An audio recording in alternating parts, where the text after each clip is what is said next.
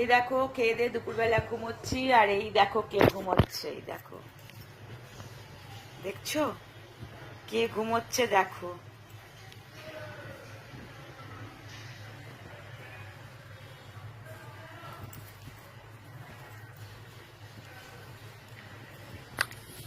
খাওয়া দাওয়া হয়ে গেছে, এবার খেয়ে দিয়ে একটু শুয়েছি।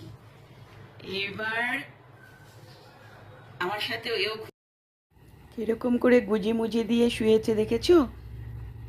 ঠান্ডায় শীত পাচ্ছে ও, তার জন্য ওরম করে শুয়ে আছে। এবার একটু শোবো, শুয়ে উঠে তারপর চা খাবো।